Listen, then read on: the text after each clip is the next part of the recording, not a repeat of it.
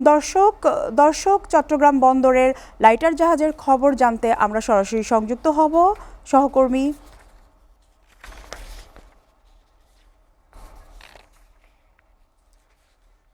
বরিশাল বিভাগের সর্ববৃহৎ সরকারি চিকিৎসা কেন্দ্র শেরে বাংলা মেডিকেল কলেজ হাসপাতাল প্রতিদিন হাজারো হাজারো রোগী এখানে চিকিৎসা সেবা নিতে আসেন, কিন্তু হাসপাতালের বর্জ্য ব্যবস্থাপনা, পরিচ্ছন্নতা এবং পর্যাপ্ত ও স্বাস্থ্যসম্মত টয়লেটের সংকট নিয়ে রোগী ও স্বজনদের অভিযোগ দীর্ঘদিনের। এ বিষয়ে বিস্তারিত জানতে বরিশাল থেকে সরাসরি যুক্ত হচ্ছেন সহকর্মী মজিব ফয়সাল। মজিব, কেন হাসপাতালের এমন দশা? সংশ্লিষ্টরা কি বলছেন এ বিষয়ে আমাদেরকে জানান। জি, আপনাকে ধন্যবাদ। দক্ষিণ অঞ্চলের চিকিৎসার শেষ আশ্রয়স্থল শেরেবাংলা মেডিকেল কলেজ হাসপাতাল। এখানে 500 শয্যা বিশিষ্ট রোগীর জায়গা থাকলেও প্রতিদিন চিকিৎসা নিচ্ছে 5000-এর অধিক। বরিশাল দক্ষিণ অঞ্চলের 6 বিভাগ সহ পার্শ্ববর্তী মাদারীপুর, শরীয়তপুর, গোপালগঞ্জ সহ পাশাপাশি খুলনা বিভাগ থেকেও এখানে রোগী আসে। বরিশাল বিভাগের শেষ চিকিৎসার আশ্রয়স্থল হলেও এখানে মানুষের একটা ভরসার জায়গা থাকে, কিন্তু প্রতিনিয়ত আমরা দেখতে পাচ্ছি রোগীর স্বজন এবং স্বজনদের রোগীদের ভোগান্তি। এখানে ময়লা অব্যবস্থাপনা, বাথরুম টয়লেটের অব্যবস্থাপনা এবং চিকিৎসকের অবহেলার কথা আমরা দীর্ঘদিন ধরে শুনেছি। কিন্তু শেরেবাংলা মেডিকেল কলেজ হাসপাতালে কিছুদিন আগে সেনাবাহিনীর একজন ব্রিগেডিয়ার জেনারেল কর্মরত হলেও মানুষ আশার আলো দেখলেও শেষের দিকে আবার আশা হারিয়ে ফেলে।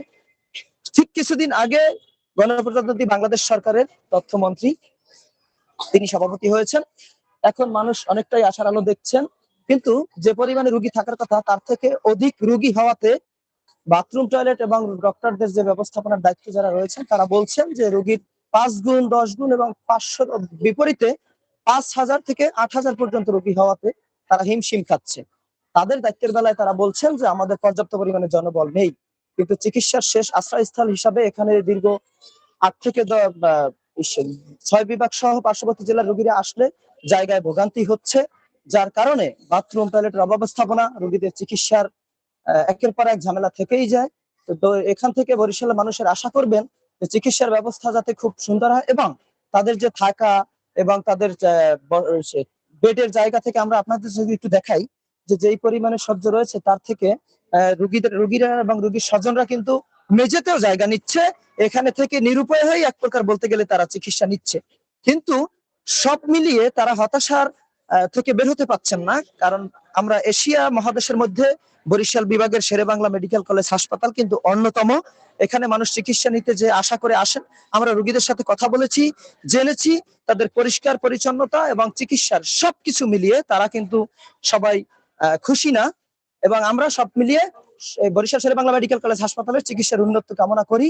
এবং আমরা কর্তৃপক্ষের সাথে কথা বলেছি, তারা শুধু একটা কথাই বলে যাচ্ছেন যে আমাদের রোগীর যে যতটুকু পরিমাণে জায়গা ছিল কিংবা আমাদের যে জনবল ছিল সেই জায়গা থেকে আমরা পরিষ্কার পরিচ্ছন্ন এবং চিকিৎসা সেবা হিমশিম এজন্যই খাচ্ছি যে আমাদের প্রচুর পরিমাণে জনবল কম আছে। তারা সেই অজুহাত দিয়ে বারবার এড়িয়ে যাচ্ছেন যে আমাদের জনবল কম আছে। এবং আমরা যদি আপনাকে আরেকটু দেখাই যে প্রতিষ্ঠানটা বারবার ভেঙে যাচ্ছে, বারবার রিপেয়ারিং হচ্ছে, কোনো পরিকল্পনাহীনতা মানে পরিকল্পনার বাইরে গিয়েই তারা হুটহাট করে কাজ করছেন।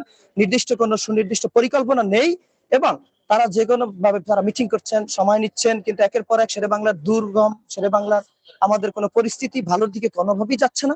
একের পর এক আশার আলো দেখছেন, রোগীরা আসছেন, হতাশা হয়ে ফিরছেন। বরিশাল শেরেবাংলা মেডিকেল কলেজের অব্যবস্থাপনার সর্বশেষ তথ্য ছিল বরিশাল থেকে। মজিব ফয়সাল, আপনাকে ধন্যবাদ।